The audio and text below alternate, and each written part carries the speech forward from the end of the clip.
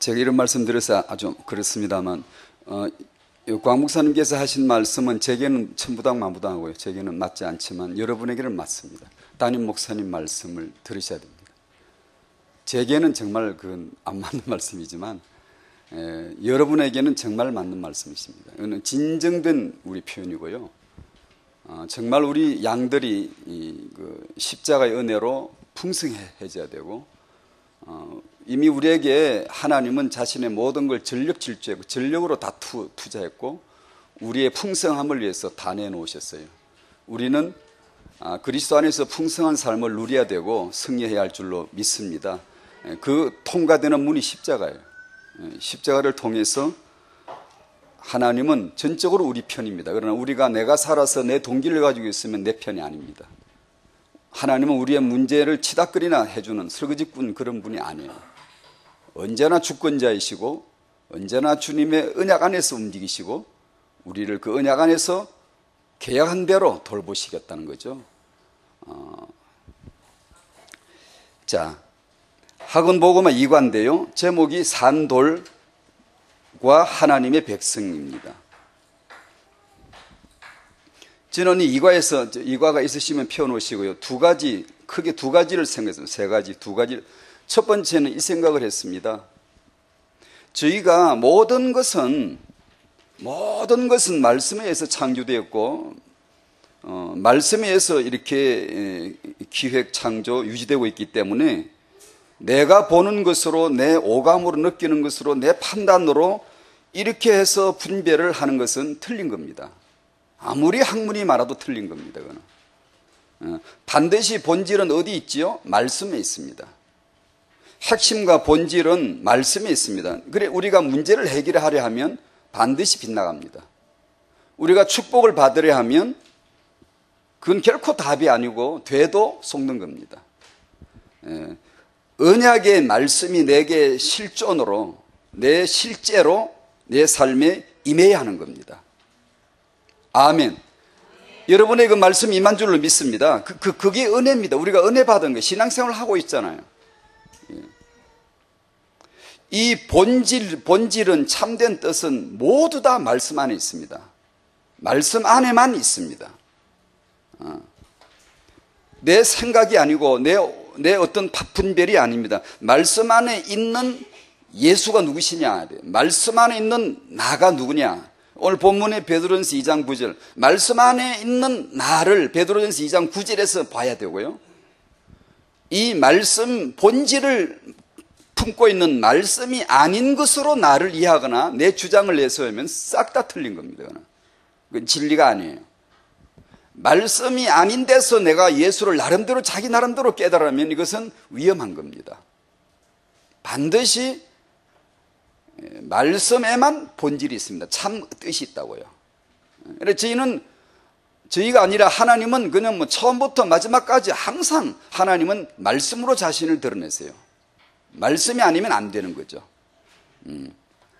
그래서 이 베드로전서 2장에서 볼 때 첫 번째 예수님은 누구시죠? 여기서 말씀을 계시하시기는 산돌입니다. 살아있는 돌이라는 거죠. 생명이 있는 돌이랍니다. 이 돌이 생명이 있어 움직인답니다. 커진답니다. 하나님의 집을 짓는데요. 우리 생명의 근원, 우리 삶의 근원이 되신다는 뜻을 산돌이다. 돌이 살아서 계속 창조를 하신다. 움직이신다. 이 말씀은 필연적인 또 하나의 진리를 계시해 주시죠. 그럼 나는 뭐냐? 나는 누구냐? 이 예수 안에서 나를 발견하니까 나는 산돌이다. 우리는 뭐냐? 산돌들이다. 이게 바로 이걸 가능케 하신 하나님의 공식이 십자가입니다. 십자가를 지신 이유는 우리를 자신과 묶어버리려고, 연합시켜버리려고, 하나가 되게 해버리려고 하신 것입니다. 예수님이 산돌 그러면 반드시 이해하십시오. 나는 산돌이다 이렇게 하시면 돼요. 예수님이 하나님의 아들 그러면 반드시 이해하세요. 나는 하나님의 아들 하면 됩니다. 예수님이 부활 그러면 나는 부활이 있다. 나는 부활이다라고 해도 됩니다. 나는 부활을 가진 자.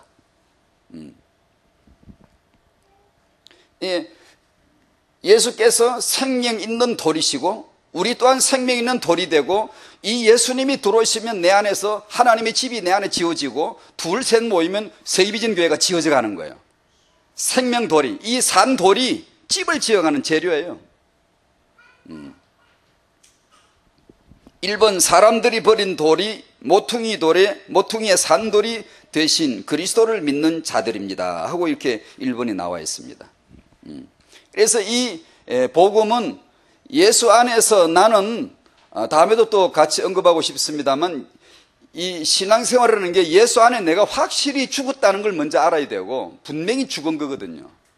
예수 안에서는 확실히 살아났다, 확실히 죽은 자로 체험해야 되고 확실히 살아있는 자로 체험시키려고 하시는 분이 성령이세요.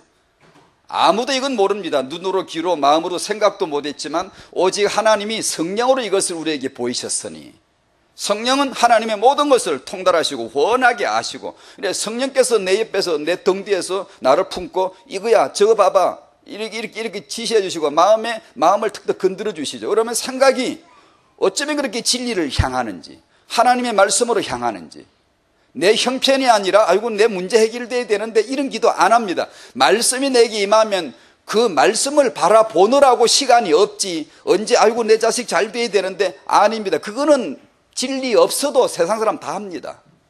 그거는 우리는 예수에게 매료되어야 되고 그분에게 빠져들어야 되고 그분을 보기에도 시간이 모자라야 하지, 오직 예수라야 하지. 만약에 다른 것이 우리에게 개입된다면 예수 아직 잘 제대로 못 보는 거죠, 우리가.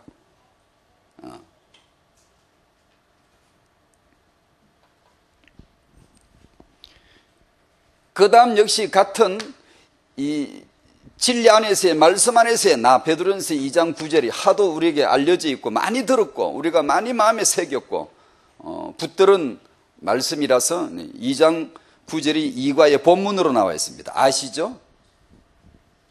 여러분 아시면 같이 하시고 제가, 그러나 너희는 택하신 족속이요 왕같은 제사장들이요 거룩한 나라요 그의 소유가 된 백성이니 이는 너희를 어두운 데서 불러내 그의 귀한 빛에 들어가게 하시니 아름다운 덕을 선포하게 하려 하심이라. 아멘. 이것이 진짜 내 모습이에요. 그 외에는 전부 다 가짜예요. 속는 거예요. 저 헛그림자를 보고 이게 놀라는 거예요. 어린아이가 밤에 지나가다가 헛그림자, 시커먼 그림자가 들들 이렇게 나오니까 실체도 아닌데 허상을 보고 아이가 놀랄 수 있댔어요. 우리의 영적 지각이 어리면은 이게 지금 본래 내 모습이 아닌데 병이 하나 생기면 놀래가 기겁을 하고, 놀라는 사이에 우리의 마음은 두려워하면 재생력 유전자나 면역체계는 바닥을 칩니다. 바닥을 치면은 악성 종양은 그냥 10배, 100배로 삽시간에 확 불어나 버립니다. 우리가 말씀 안에서의 내 모습을 찾아내고 거기서 주목하고 항상 기뻐하라, 쉬지 말고 기도하라, 범사에 감사하라, 요렇게 나가면은, 말씀 안에서 나를 찾아내기 시작하면은 우리 안에는 그런 방어 체계나 그런 근본적으로 원인을 제거하는 재생력 유전자 활동이나 이런 것들이 왕성하게 역사를 해서 문제를 제거시켜 나가는 것이죠. 없애버리는 것이죠. 실제 삶에, 실제로 말하면 아침 일어날 때 몸이 더 가뿐해지고요, 마음이 가벼워지고요, 시원하죠. 그래서 이런 모습을, 말씀 안에서 내 모습을 찾아내야 되기 때문에 말씀을 또 듣고 하는 거예요. 또 암송하고 또 묵상하고 하는 거예요. 생각할 기회가 있으면, 귀향이면 이 생각을 하셔야 돼요. 말씀. 어느 날 그 말씀에서 뭔가 쨍하고 뭔가 조금이라도 열려지면은 이게 이제 난리가 나는 거예요. 왜냐? 참 실존을 보았어. 본질을 보았어요. 실체를. 하늘의 말씀은 뜬구름처럼 같은데 드디어 내 삶의 실체로 딱 나타나기 시작할 때 놀라는 거죠. 말씀대로 되는 거니까. 말씀대로가 이게 진리니까. 말씀대로가 사실이니까. 나는 지금까지 이 사실이잖아. 전부 틀린 겁니다. 사실로 답이 안 나옵니다. 아무리 내가 사실을 알아도 답이 안 돼요. 말씀을 알고 나면 사실 너머에 있는 진리가 보이네. 진실이 진짜 보이는 거죠. 그때 우리는 다 벌었습니다. 내 영과 혼과 육에 다 벌었죠. 말씀에서 보여주신 나는 베드로전서 2장 9절입니다. 택하신 족속 왕같은 제사장들.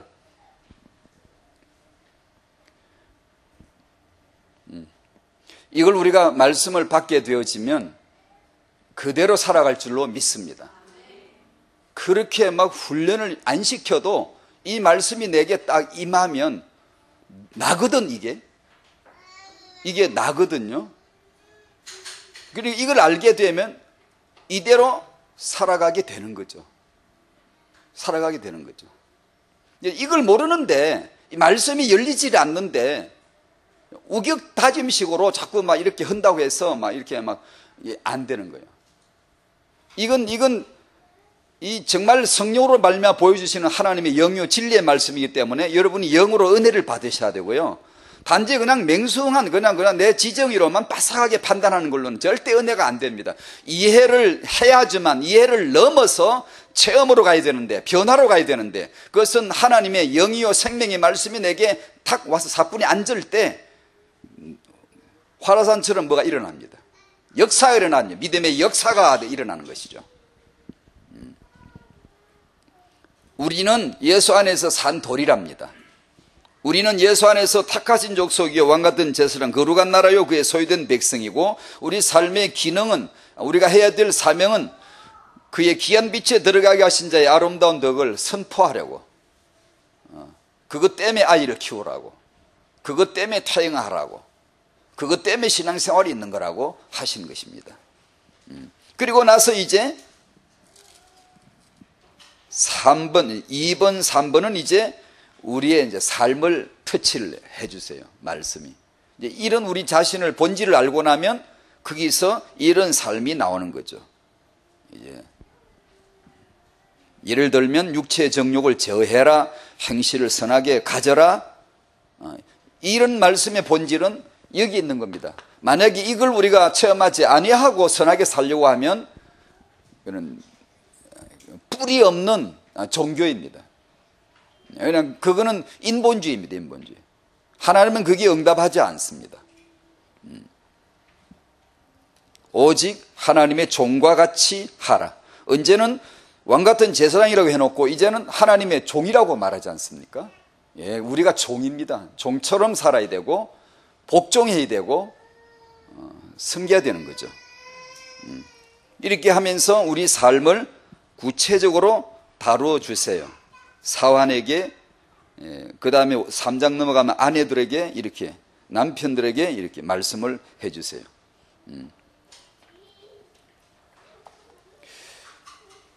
타영한 메시지에서 신명기 6장 6절과 7절을 또다시 본문으로 우리가 기억하기를 원하고요. 말씀을 너에게, 말씀을 네 자녀에게. 그 다음에 누가복음 37장 1장 37절 38절인데 마리아에게 일어난 일인데 잘 아시죠? 한번 보실까요?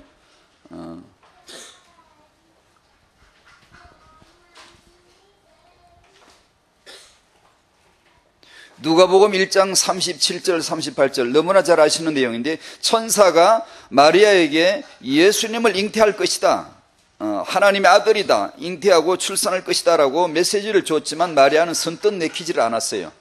그때 천사는 계속해서 하나님의 말씀을 계속 메시지하면 이렇게 전합니다. 알려주는 거죠. 그때 나온 말씀 37절 38절 같이 읽겠습니다. 시작. 대저 하나님의 모든 말씀은 능하지 못하심이 없느니라. 마리아가 이르되 주의 여종이오니 말씀대로 내게 이루어지이다 하매 천사가 떠나가니라. 아멘. 우리가 다 마리아가 되시기 바랍니다. 마리아의 믿음이 되기를 바랍니다. 말씀대로 되는구나, 말씀대로 된다고 말해야 되는구나, 말씀대로 이루시는 분이 하나님이시구나, 이것도 저것도 아니다, 말씀대로 된다. 자, 오늘의 그 주제는 언약이라는 것이고, 언약을 우리식으로 좀 이해돋기 위해서 계약이라는 용어를 좀 쓸 것이고요. 여러분이 계약이라는 말 아시죠? 여러분이 계약대로 살고 계시다는 거 아시죠? 여러분이 살고 계신 집이 소유이건 세이건 계약대로 사시는 거 아시죠? 우리가 사회가 이렇게 구성되고 유지되는 게 계약 때문이라는 거 아시죠? 계약된 것 때문에, 계약된 것은 법적인 권세가 그대로 있고 필요하면 법적인 효력이 언제든지 발생할 수 있는, 계약은 글자 한두 자이지만, 종이 쪼가리 하나지만 그것은 법적인 권세를 가지고 있고 필요하면 법적인 효력을 언제든지 발휘할 수가 있는 계약입니다. 우리 영적인 신앙생활이 어쩌면 이와 똑같습니다. 반드시 덤빌 것도 없고 소리 지를 것도 없고, 이건 무슨 때를 쓴다고 되는 게 아니고 반드시 계약 문서 가져와라, 문서대로 계약대로 하라는 겁니다. 언약이란 말씀을 우리와 하나님과 우리 사이에 맺어지는 것을 언약이라고 하는데, 사회 비즈니스 용어로 계약이란 말을 우리가 흔히 쓰는데, 이 계약이란 단어가 우리에게 피부에 와닿고 언약을 이해하는 한 부분 일면이 있기 때문에 계약이란 용어를 조금 자주 쓰겠습니다. 오늘 그런 가운데 우리는 과연 십자가를 얼마나 알고 있을까? 우리는 과연 하나님과 맺어진 이 언약을 얼마나 알고 있을까? 언약 신앙생활을 얼마나 하고 있을까? 그런 질문 한번 스스로 해보면서요, 메시지를 나누기를 원합니다. 1번, 십자가 체험입니다. 그리스도는 십자가에 달려 죽으신 분입니다. 하나님이신데 십자가에 죽을 수 있는 특별한 하나님입니다. 정말 이것은 특별한 하나님이시고, 왜 죽으시죠? 우리가 죽어 있고 우리가 지옥 가기 때문입니다. 우리가 못생겨서 죽으신 게 아니고, 우리가 마음이 악해서 죽으신 게 아니고, 맞습니다만 그거는 충분치가 않습니다. 사회에 문제가 많아서, 환경 문제가 많아서 사람들 문제를 해결해 주기 위해서 그렇게 죽으신 분이 아닙니다. 나의 문제는 지옥입니다. 저는 지옥에 가게 돼 있었어요. 세상에 그걸 모르고 살았다니요. 우리가 죽어 있고 지옥에 가게 되어 있기 때문에 하나님의 아들이 오셔서 죽으신 것입니다. 영원한 지옥이기 때문에 하나님의 아들이 죽으신 것이지, 거의 이야 영원하지도 않은 지엽적인 문제, 우리 잘 살게 해주려고 죽으신 줄 압니까? 우리 하나 잘 살게 해주려고, 우리 마음을 시원하게 해주려고 하나님께서 오셔가지고 십자가에 죽기까지 하시겠습니까? 그런 정도가 아닙니다. 이거는 정말 영원한 문제입니다. 이거는 여러분, 지옥 가고 있다는 거 아십니까? 사람들이 지옥 가고 있다는 거 아십니까? 실제 실존하는 지옥, 영원히 비명을 질러야 되고, 영원히 구더기한테 파먹혀야 되고, 영원히 뱀한테 씹혀야 되고, 영원히 두들겨 맞아야 되고, 영원히 형벌을 받아야 되는 영원한 형벌의 곳, 지옥이 있으며 지옥을 갑니다. 거기서 우리는 구원을 받아야 되죠. 이 그리스도의 십자가의 죽으심의 그 결말은 지난주 메시지 내용대로 성령입니다. 성령은 하나님이신데 저기 하나님 처소만 계신 게 아니고 낮고 낮은 내 가슴에도 내 마음에도 자기 처소를 삼으시겠다는 거예요. 내 안에 들어오시는 하나님, 성령이에요. 이 신기하잖아요. 이때 드디어 인생은요, 체험이라는 걸 합니다. 내가 태어나서 정말 유일한 체험이구나. 하나님의 신이 내 안에 들어오셔서 내 삶에 함께 하시는 순간, 오순절의 체험이 있거나 내 삶에 생명 변화가 일어날 때 잊을 수 없는 거죠. 잊을 수 없는, 언제나 살다가 문제가 좀 있거나 시험이 있거나 아무 문제는 상관없어. 내가 돌아갈 원점, 내가 점을 찍은 그 예수 믿고 내가 하나님의 자녀로 거듭나고 성령이 내게 임하시는 삶의 변화의 체험 있는 그 원점이 있으시길 바랍니다. 딱 잡고 있어야 돼요. 이게 없으면 흔들립니다. 성령이 내 안에 들어오시는, 왜 들어오셔야 되죠? 당신 안에 이 세상 신이 지배하고 있기 때문에요. 악령이 사람들을 다 지배하고 있기 때문에요. 아니, 저렇게 멀쩡한데 멀쩡 악령입니다. 그게 타락되어 있는 것만 악령입니까? 타락 악령, 멀쩡하면 멀쩡 악령입니다. 지성인이면 그게 지성인 악령입니다. 그게 말씀이 아닌 것은 본질이 없고, 아무리 파봤자 그거는 본질이 아니에요. 그건 진리가 아니에요. 그건 참 뜻이 없어요. 망하는 거예요. 성령께서 내 안에 들어오시고 드디어 이제 내 삶에 하나님의 나라가 펼쳐집니다. 드디어 이제 하나님이 창세전에 계획하신, 드디어 이제 하나님의 나라가 내 삶에 나타나게. 왜냐하면 우리는 싹 다 세상 신에 지배당하고 있었고 허감의 나라가 되어가지고 하나님의 형상이 이제는 변질 타락해가지고 입만 열면 마귀 나오고 목구멍이 열린 무덤 같고 그냥 말만 나오면 시기 질투 분쟁하고 그저 그냥 남이 잘 되는 꼴을 보기가 어렵고, 이게 흑암의 나라가 되어 있잖아요. 마귀를 드러내는 일에 그 스크린이 되어 있잖아요. 비추이면 마귀가 나와. 비추이면. 아니, 안 그런데 예수님 눈에는 싹 다 그랬어요. 저 바리새인도, 거룩해 보이는 바리새인도 마귀 자식으로 그분의 눈에는 투시에 다 보여요. 스크린에 엑스레이에 다 찍혔어요. 숨길 수가 없어요.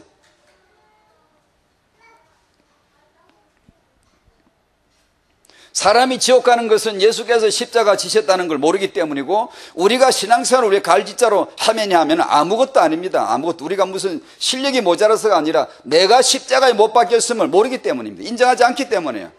안 죽겠다는 거죠. 예수께서 나를 구원하실 때 훌륭한 말씀으로, 훌륭한 사역으로 구원하신 게 아닙니다. 십자가의 죽으심으로 구원하셨어요. 우리가 신앙생활을 해야 될 게 뭔지 아십니까? 뭐 하는 건 줄 압니까? 하라 그러면 잘해요. 지금 신학교 다니는 분이나 지금 담임 목사님이나 강단에 설교를 하는 걸 보면 비슷해요. 오히려 어떤 이 훈련생이 오히려 더 잘하게 잘하는 것처럼 보일 수도 있어요. 일하는 거 잘해요. 사역 웬만하면 해요.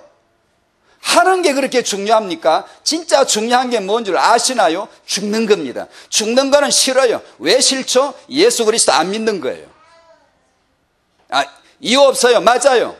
예수 그리스도를 안 믿는 거예요. 내게 유리할 때만 믿는 거예요.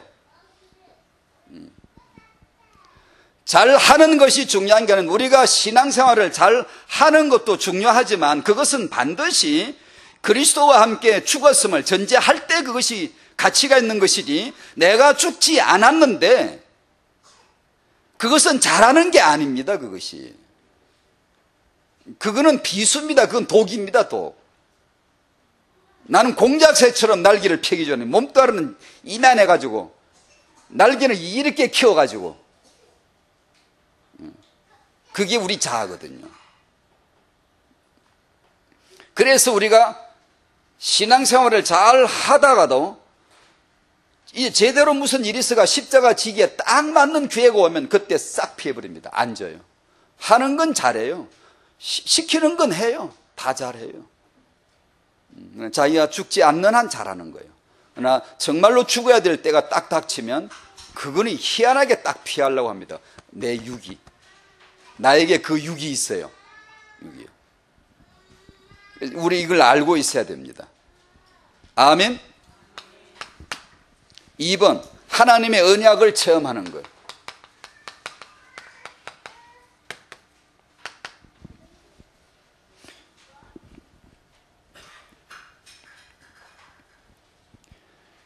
불신자 6상태를 계약 관점으로 약간 이렇게 풀어서 써보는 것이기도 하고요. 아까 서론에 말씀드린 대로 계약서는 종이 쪼가리 하나에 불과하지만 그 글자 하나는 단순한 글자가 아닙니다.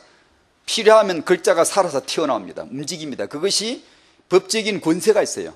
그 글자 항목 조목조목이요, 문구가 어떻게 됐느냐예요. 접속사 하나예요. 이 계약 내용이 엄청나게 뒤집어질 수도 있습니다. 국가 간이나 개인 간이나 중요한 거래를 할 때는 그 문구 하나에, 단어 하나에, 문장에 신경을 쓸 수밖에 없는 이유가, 왜냐하면 그 글자 그대로 법적인 권세가 있고요, 효력을 나타내기 때문입니다. 그래서 아무렇게나 우리가 계약을 하면 안 된다는 건 아시잖아요. 계약 잘못했다, 보증 잘못했다가 낭패당한 분 혹시 계시지 않습니까? 얼마 전에 어떤 모 방송사의 앵커가 지나가는 뉴스에 잠깐 타이틀만 봤는데 보증 잘못 썼다가 재산 다 날렸더만요. 보세요. 단지 이름 사인 하나 간단하게 한 것밖에 없었는데 싹 다 날아갑니다. 계약은 무섭습니다. 엄정합니다. 내 이름 한 번 잘 쓰면 낭패당할 수 있고 평생 쫄딱망할 수도 있고요. 이 사인 하나 잘해가지고 평생 득볼 수도 있고요. 계약입니다. 이 사회가 역동성 있게 사회가 구성되어지고 움직이고 있는 것은 계약된 대로 법적인 권세가 있고 효력이 있기 때문입니다. 전부 다. 신용카드를 쓰는 것도 그렇고, 그거 내가 사인을 하는데 이게 법적인 사인입니다. 만약에 사인을 해놓고 내가 법대로 안 지키면 법이 와서 제재를 가합니다. 모든 것이 그렇게 되어 있습니다. 우리가 하나님 사이에 사단 사이에 맺어진 계약을 제대로 이해를 해야 됩니다. 제대로 차분하게 냉철하게 이 계약 내용을 말씀 내용을 제대로만 딱 볼 수 있도록 되어져야지. 안 그러면 그저 내 느낀 대로 막 오감에 나오는 대로 막 내가 그냥 막 마음이 뜨거우면 믿음이 있는 것 같고 그냥 이런 식으로 했다가는 맨 기도해도 그건 기도가 아니에요. 그건. 자, 그래서 이 언약을 먼저 이해 차원에서 불신자 상대 6가지를 조금 이 개혁 관점으로 풀어 설명할게요. 여러분이 너무나 잘 아시는 내용이에요. 하나님은 창조자이십니다. 하나님 자신의 형상대로 생기를 집어넣어서 우리 안에 자신의 영으로 생기를 집어넣어서 인간은 곧 하나님의 형상이고 곧 생기가 하나님의 생기가 들어와서 그야말로 우리는 인간은 그 어떤 그 스크린으로 말하면 인간을 틱 누르면은 전원을 딱 켜면은 하나님이 딱 뜨는 거지. 인간이라고 하는 내가 하나 스크린이라면은 내 선을 딱 이 스위치를 딱 전원을 켜면은 최세훈이가 아니고 하나님이 딱 뜨는 거야. 하나님 나타나고 하나님이 드러나지고 하나님의 속성이 나타나지고 하나님의 어떠하심이 나타나지는 거죠. 하나님의 기능이 나타나는 그것이 뭐냐면 하나님처럼 정복하고 하나님처럼 통치하는 이 놀라운 축복을 받은 것이죠. 우리가 하나님과의 관계를 계속 그 계약 관계에서 유지가 되었다면 지금도 정복하고 통치하는 축복을 누리고 있었겠죠. 하나님과의 계약이 맺어졌는데 인간은 먹지 말란 선악과를 먹습니다. 뭐죠? 말씀 계약을 파기했다는 거지. 그 하나 먹었다는 게 아니고 계약을 파기한 것이지. 하나님과 맺은 언약을 파기한 것이죠. 자유의지를 줬더니만 덜렁 그걸 가지고 악하게 써먹죠. 악하게. 우리도 딱 그럽니다. 그래서 늘 조심해야 됩니다. 늘 그걸 조심해야 돼요. 자신을 위해서 악하게 딱 써먹었죠. 그래서 사단의 말을 믿고 하나님을 떠났습니다. 믿지 않아요. 하나님 말을 믿지 않아요. 문걸어 잠그고 냉정하게 쫓아보냈어요. 사단에게 문 열어주고 웰컴하고 환영하고 사단을 믿기로 했어요. 누가요? 내가요. 아담이 그랬는데 아닙니다. 아담 안에서 당신이 그랬고 제가 그랬어요. 아담이 사인을 그날 했는데 그 사인 유효가 아담의 가문에 우리 후손에게 그대로 유효한 겁니다. 나는 그런 적을 한 적이 없는 것 같죠. 없는데 이 한 사람이 범죄함으로 말미암아 모든 사람이 범죄한 것이다. 로마서에 나오는데 아담이 그날 사단하고 계약을 했는데 사인을 한번 했어요. 이것이 그렇게 무서울 줄 몰랐을까? 그래서 인간은 그것을 죄라고 하나님을 떠나고 사단을 맞아들인 게 죄입니다. 이것이 죄요, 이것이 저주요, 재앙 세력이요, 지옥의 운명이 되어졌고 사단의 자녀가 되어지고 사단에게 종로로 다는 이게 계약입니다. 이 계약이 맺은 영원한 노예 문서에 내 이름이 올라가서 갑, 사단, 을, 최세용 너는 사망, 죄와 사망, 저주, 지옥으로 계약이 맺어서 벗어날 수 없어요. 완불해야 벗어나오지. 완전히 완불해야 이행을 해야지. 계약대로 이행을 해야죠. 계약대로 이행을 해야 되죠. 죄사악은 사망인데 사망을 이행해야죠. 지불해야 되죠. 사망이면 지옥 가는데 끝나는 거예요. 영원한 노예 문세, 영원한 사망 문세. 이거는 계약은 사단과의 계약은 이것을 하나님의 떠난데도 떠난 줄 아나? 지금 죄인인데 죄인인 줄을 아나? 이게 무슨 세상 문화를 즐기면 지는 즐겁게 산다고 생각하는 이게 무지몽매한 이 인생들은 재앙과 저주를 잡혀도 지금 상태를 아나? 지금 지옥 가고 있는데 지옥 가는 걸 모르고 산다고. 그래서 하나님이 그걸 알아야 되잖아. 율법을 법조문을 주신 거예요. 명문화에서 명시하에서 너는 이래서 죄인이고 너는 죄값이 이런 것이고 너는 저주 아래서 너는 지옥에 갈 수밖에 없는 너임을 알아야 돼 라는 것을 계약서를 보여주는 겁니다.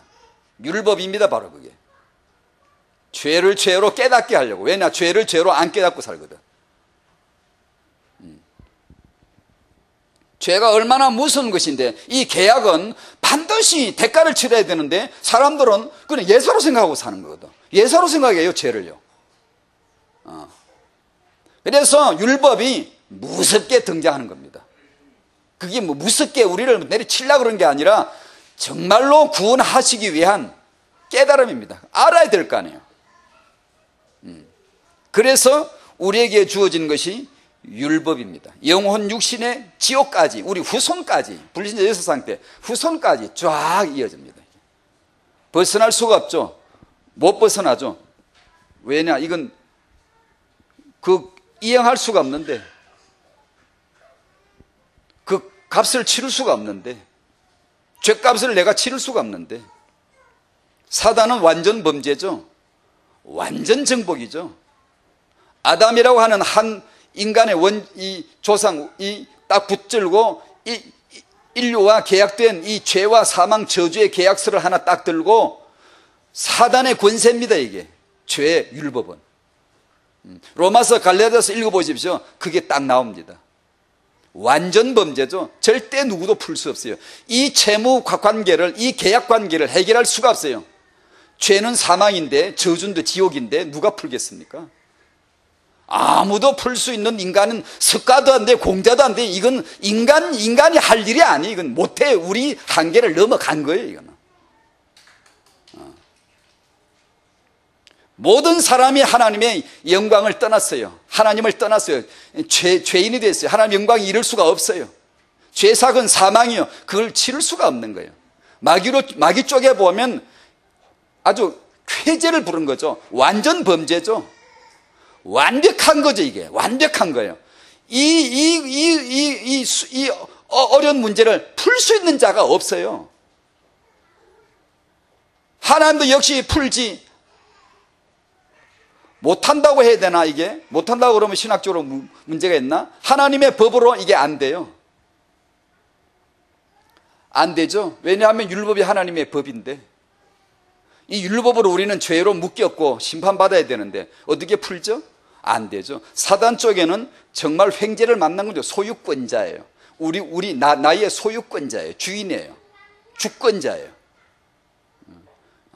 절대로 이제 이거 놓칠 염려가 없어. 사단 입장에 보면 절대 놓칠 수가 없는 완벽한 그물에 딱 인류를 쏴버린 거죠. 사단이 이건 몰랐겠죠. 그런데 이건 몰랐겠죠. 설마 하나님이 직접 육신으로 와가지고 내가 잡고 있는 저 인간들, 최세훈이 같은 똑같이 이목구비를 가진 인간으로 와가지고 하나님이 직접 자기 몸으로 오셔가지고 거룩한 분이 오셔가지고 죄 없는 거룩한 피 흘리심으로 말미암아 그 피값으로 이 계약 문서를 파기하게 되어질 줄은, 새 계약서를 들고 오실 줄은 정말 몰랐지. 하나님이 자신이 자기 직접 몸으로 오셔서 설마 그렇게 하겠어? 설마? 하나님은 우리 이걸 사랑이라고 단순히 그냥 말하는데 이해할 수 없지만 정말 사랑, 아가페, 정말 이해할 수 없는 하나님의 사랑으로 말미암아 하나님이 직접 오셔서 몸을 입으시고 거룩한 피 흘리셔서 내 모든 죄값을 다 이루었다. 모든 율법에 명시된 저주를 다 이루었다. 모든 심판을 다 이루었다. 그걸 우리는 은혜라고 합니다. 은혜라고 합니다. 예수님이죠. 십자가에서 다 이루었습니다. 그리고 그 피로 주일날 아침에 성경 읽기표를 읽는데 누가복음에 나오더만요. 예수님께서 이 잔을 가지사 이 잔은 피로서 세우는 내 새 언약이다. 피로서 세우는 새 언약. 잘 들어보세요. 피로서 세우는 새 언약. 예수께서 새 언약으로 오셔서 계약서 종이조각을 하나 딱 흔들면서 완벽하게 다 이루었다. 다 이루었다. 십자가에서 다 이루었다. 모든 것은 지불됐다. 모든 것은 끝났다. 이 계약서를 가지고 등장하고 저는 이게 복음 복독봉이라 그러는데 이 테이블에 앉아서 최순희를 부르는 거죠. 오라 우리가 서로 변론하자. 네 죄가 주홍 같을지라도 오늘 희게 될 것이다. 네가 주홍같이 진홍같이 붉은 죄가 있다 할지라도 눈과 같이 흰털 양털처럼 희게 될 수 있다. 계약서를 흔들면서 저를 부르신 것이죠. 전도자를 통해 초청하신 거죠. 여기 앉아봐, 앉아봐. 복음 복덕방에 앉아서 계약서를 놓고 계약이 오가는 겁니다. 계약서를 봐봐라. 내가 이걸 작성했다. 내가 내 모든 것을 다 치루었다. 이루었다. 죄를 내가 모두 사해주마. 내가 다 해결했다. 정말로요? 정말이라니까 믿어봐. 모든 저주를 벗어나게 했다. 아니 어떻게 무엇 때문에 그러세요? 나는 은혜와 진리다. 난 사랑이다. 나는 오직 사랑이다. 그래. 너가 이해할 수 있냐? 없죠. 사랑입니다. 오직 본질이 사랑이세요. 우리는 인과응보만 알지 계산할 줄은 알지 그런 걸 아나? 그런 걸 몰라요. 사단에게서 완전히 벗어나게 하고 사단 세력을 멸했다. 너 지옥에 딱지 붙었는데 오늘 완전히 제하고 제거하고 없애고 도말하고 지워버리겠다. 찢어버리겠다. 너 사단의 영원한 종문서 있는데 이거 오늘 내가 완전히 찢어버리고 없애버리겠다. 내가 다 값을 치루었다. 나는 내 피로 이 새은약을 낙인을 찍겠다. 이 인감 도장을 찍겠다. 도장을 찍겠다.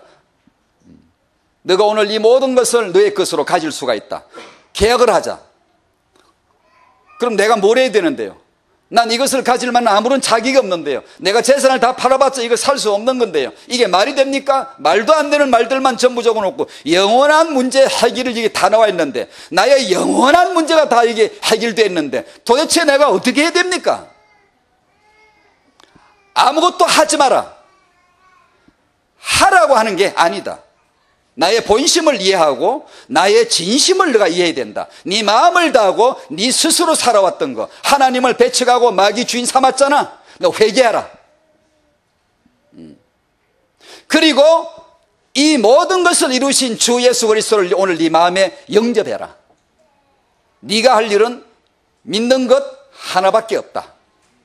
주 예수를 믿으라. 그리하면 넌 구원받는다. 영접하는 자 하나님의 자녀 된다. 나는 내 피로서 인감 찍을게. 너는 믿음으로 인감을 찍는 거다. 오늘 계약을 맺자는 거죠. 전도자를 통해 이 복음을 듣는 순간에 우리에게는 이 계약이 지금 성립되어지는 계약 날인이 되어지는 순간입니다. 그렇게 해서 우리는 이 말도 안 되는 말 같지만 진리인데 하나님의 성령으로 말미암아 감동이 되어졌고 내가 이걸 정말로 믿어야 하는 거구나. 내가 받아들여야 하는 거구나 해서 지정신이 아니게 홀려가지고 성신에게 씌어가지고 지정신 갖고 믿을 사람 없습니다. 내가 이걸 왜 공짜로 얻어야 됩니까? 자존심 있는 양반은 또 그러고 또 앉았지. 내가 뭘 해야 됩니까? 줬어 그러면 내가 일부 내가 몇 할 정도 내가 할 테니까 좀 기다려 주시오.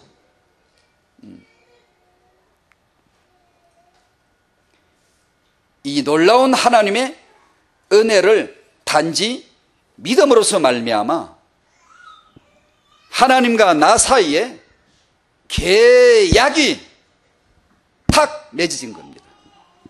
그러면 하나님도 계약서 한 장이 있고 우리도 한 장 들고 다니면 돼요. 우리에게는 아무것도 아닙니다. 다른 것도. 이 계약서 하나만 딱 가지고 있으면 되는 거예요. 계약서 하나를.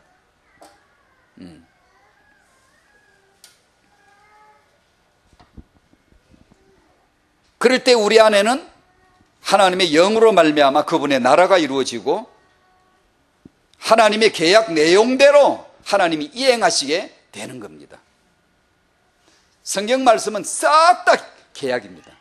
그걸 우리는 언약이란 용어로 씁니다. 하나님과 우리 사이에 맺은 것은 언약이라고 그럽니다. 무슨 언약이죠? 피로서 창조로서 맺은 언약이 아니에요.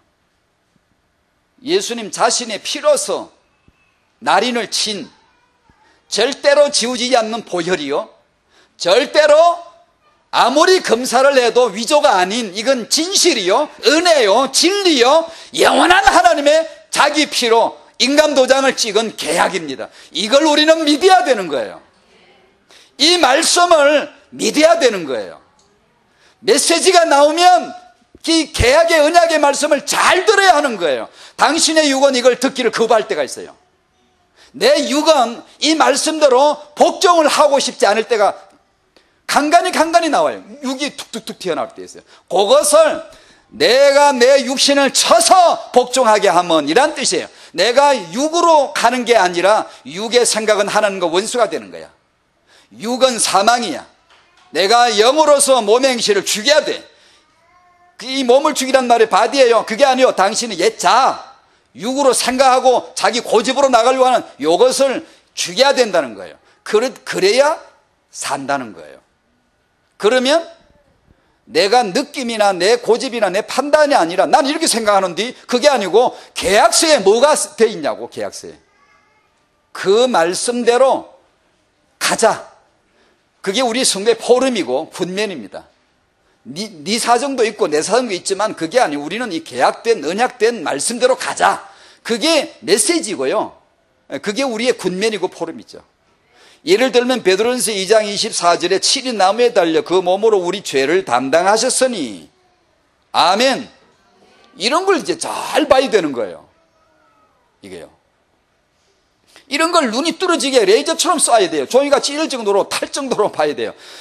그분이 십자가에 달리심으로 그 몸으로 내 죄를 담당하셨구나. 이는 우리로 죄에 대하여 죽고 의에 대하여 살게 하려 하심이라. 그래서 우리는 죄에 대하여 죽을 수 있습니다.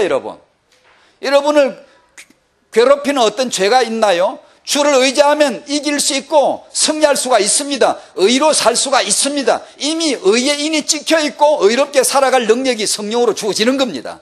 믿음이죠. 믿음. 그 다음에 그가 채찍에 맞음으로 너희는 나음을 얻었나니 아멘.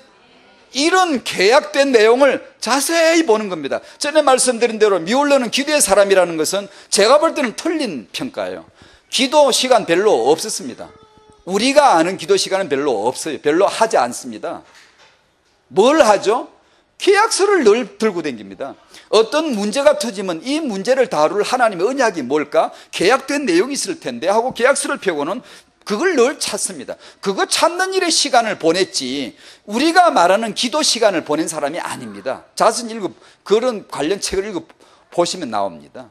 그걸 말씀을 쭉 찾다가 이건 하나님의 말씀이야. 아멘. 이 말씀대로 될지어다. 이 말씀대로 내게 이루어질지어다. 이 말씀대로 이행하실 줄 믿습니다.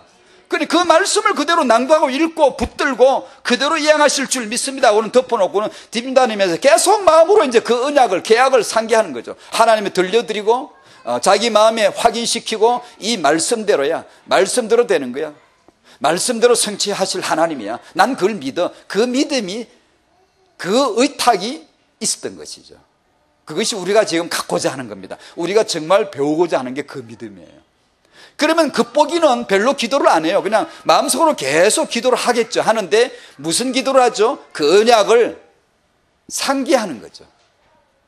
계약이 돼 있는데 계약대로 법적인 권세가 있고 법적인 효력이 있는 거야. 병이 있는 분 있으신가요? 이 언약을 잡으세요. 하나님이 이대로 이행하실 줄 믿습니다. 내 감정 필요 없어요. 느낌도 필요 없어요. 그냥 이 말씀대로 행하실 줄 믿고 이 말씀을 고백하는 거죠. 채찍에 맞으심으로 나는 나음을 입은 줄로 믿습니다. 이 말씀대로 이루어진 줄 믿고 이루어질 것이라고 믿습니다. 그걸 고백할 뿐이에요. 그래도 안 낫던데 그럼 자꾸 하면 되죠. 뭐 어쩝니까? 자꾸 말하면 되죠. 자꾸 고백하면 되죠. 그 믿음이 이 언약과 이 계약된 것과 내 믿음의 고백이 맞아져 가겠죠. 중심으로 진심으로 어느 날 이것이 정말 믿음으로 딱 적용되어질 적에 믿음은 역사하는 힘이 반드시 나타납니다. 반드시 나타나요. 아멘. 그걸 믿는 거예요. 우리는 단지 믿음으로만 사는 거예요. 믿음으로 구원받았지요. 믿음으로 신앙생활을 하는 거죠. 믿음으로 구하는 거죠. 갈라디아 3장 13절 그리스도께서 우리를 위하여 저주를 받은 바 되사 율법의 저주에서 우리를 속량하셨으니 아멘.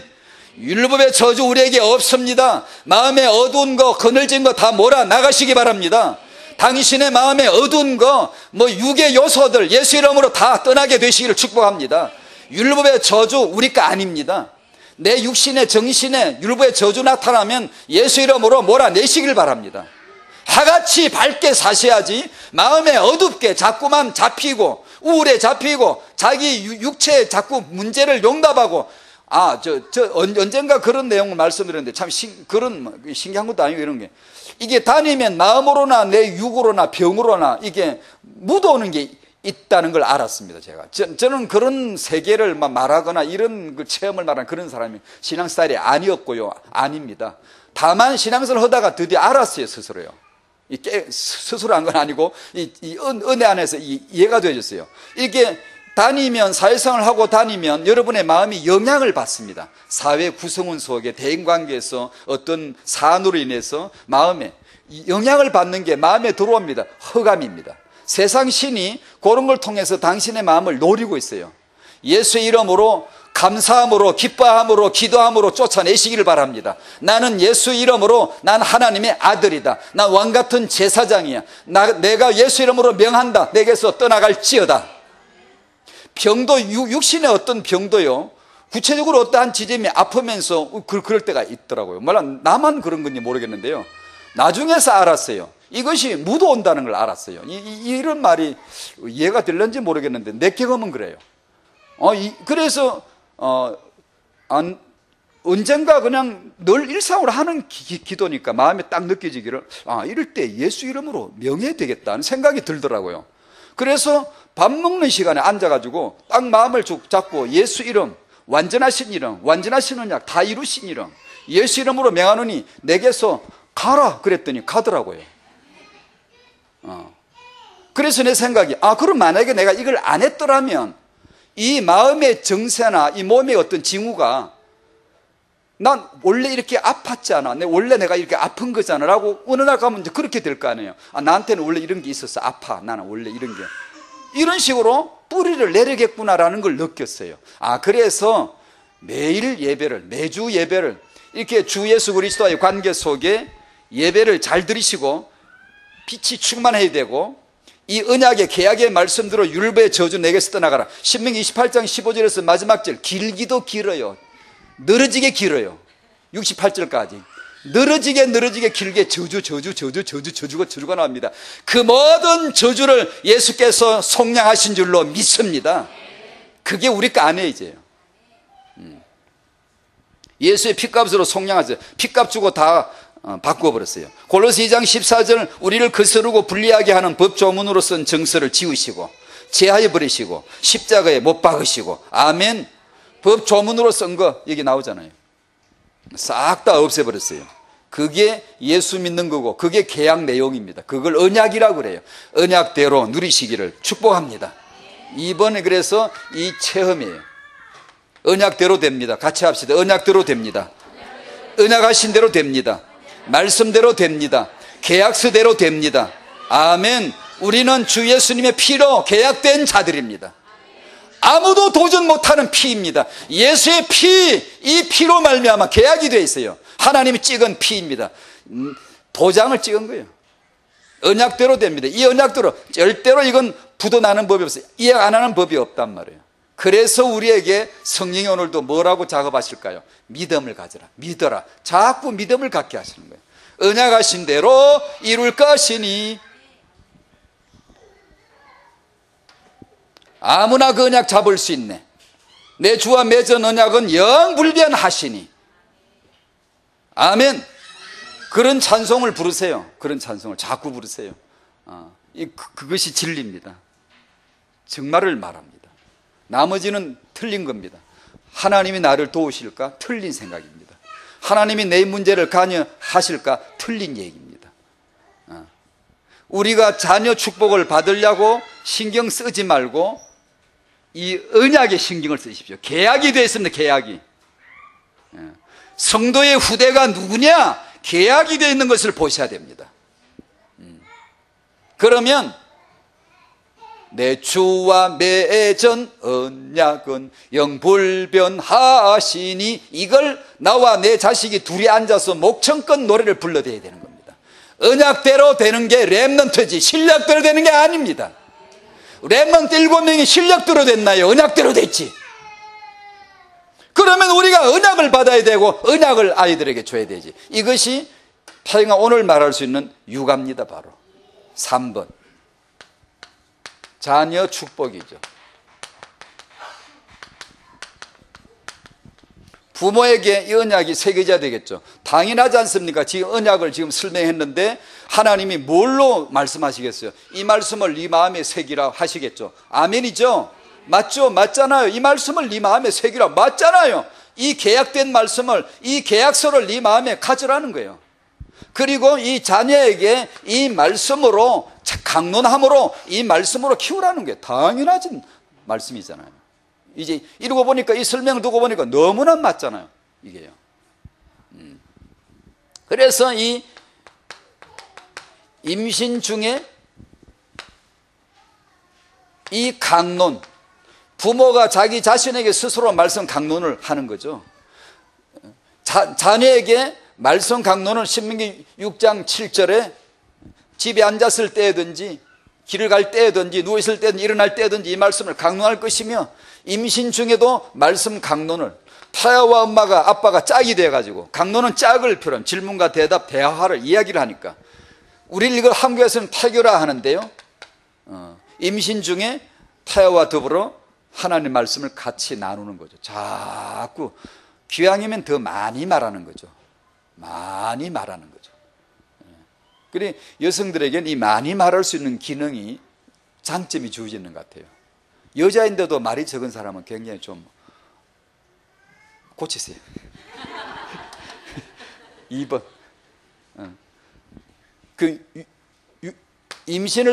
앞으로 임신을 계획하시면 소위 말해 유대인들이 용어로서는 닛다라는 것을 이해할 필요가 있고요.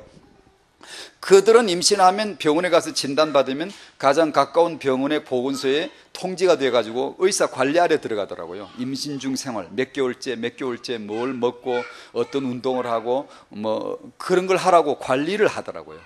그리고 아이를 낳기 전에 보건소에서 직접 현장 조사를 해가지고 아이가 나오면 키울 준비가 돼 있냐, 목욕시키는 법은 아니야, 전 물리는 방법은 아니야, 뭐 기저귀 갈아주는 방법은 아니야, 이런 것도 반복해서 교육을 시키고 아이가 태어나면 6개월까지 또 관리, 그 다음에 3세까지 4세부터 이제 유치원 이전 단계 프리스쿨 단계로 들어가서 전부 관리가 되더라고요.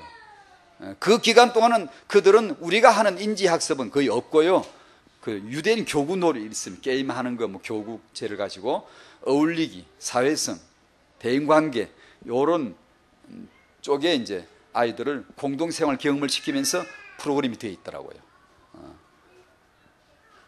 임신 중에 출산했을 적에 베갯머리, 에서의 강론, 잠들기 직전까지 이걸 우리 이게 하고 계신 분이 계실 거예요. 그러나 아마 매일 하기는 좀 어려우실 수 있어요. 제가 태영 엄마들을 만나 뵙고 얘기를 나누다 보면 하긴 하는데 또 하는 분들이 의외로 적어요. 이거 하는 분들이. 여러분 아이가 잠들 때까지 옆에서 엄마가 있어주는 거예요. 책을 읽어주거나 성경책을 읽어주거나 뭐 아니면 다른 얘기를 해주거나 이런 식으로 하는 것을 하는 분이 오히려 적더라고요. 여기도 물어볼까요? 하고 있는 분들도 매일 하기가 어렵고요. 그러나 이들은 이제 유대인 얘기 나왔으니까 닛다도 말했고 이들은 일과로 이게 돼 있고 우리는 이게 일과가 아니라 이제 내가 좀 시간 나면 하고 내가 너무 바쁘면 못 하고 이것을 오늘 이게 짧은 시간입니다만 한번 이 어려움이 있지만 중요한 결단을 한번 내보시면 좋겠는데요. 이 잠자기 직전에 이 뇌 상태나 잠자기 직전의 마음 상태 여기는 이 아이와 더불어 많은 말을 나누고 들려주거나 읽어주거나 하고 그걸 가지고 대화를 나누고 그 다음에 제일 마지막에 하는 게 뭐였죠? 유대인들에게 있어서? 빨리 대답해 보세요. 유대인들이 항상 제일 마지막에 하는 게 있어요. 죽기 전에도 하는 게 있고 잠들기 전에도 하는 게 있고 제일 마지막에 하는 게 있어요. 쉐마를 암기하죠. 그래서 이제 마지막으로 읽어주고 들려주고 그 내용으로 대화를 하고 그 다음에 마지막으로 이 아이로 하여금 쉐마를 신명기 6장 4절 9절 이스라엘아 들으라 이걸 암기하게 하고 이제 잠자기로 이제 들어가는 거예요. 매일 똑같은 걸요. 매일. 자, 여기서 오늘 간단하게 결론 지을게요. 이것이 굉장히 중요하다는 것을 먼저 우리가 인식하셔야 돼요. 이 아이 육아에 있어서. 너무 중요한데 설거지 그릇에 쌓여있고 빨랫감이 쌓여있고 집안일이 쌓여있으면 우리가 하기가 어려워요. 이 어려움을 뚫고 중요한 결단을 오늘 좀 내렸으면 싶어요. 하루에 반드시 해야 될 일과로. 이 아이에게 성경을 진도 나가서 읽어줘도 되고 렘 읽으면 얘기를 해줘도 되고 하여튼 해서 그런 식으로 대화를 나누고 중요한 우리의 쉐마를 하나 정해도 되고 신명기 6장도 좋고 주기도문도 좋고 우리의 말씀을 본문을 몇 개 만들어도 좋고 해서 반드시 매일 이 말씀을 암기하고 마지막으로 잠들 수 있도록 하는 걸 해주는 거죠. 이거 굉장히 중요한 이유가 있다는데 오늘 여기서 마무리할게요. 여러분들에게 한번 기도가 되길 바랍니다. 아멘. 여기서 오늘 마무리할게요. 다음 주에 이어서 또 말씀 나누기로 하고요.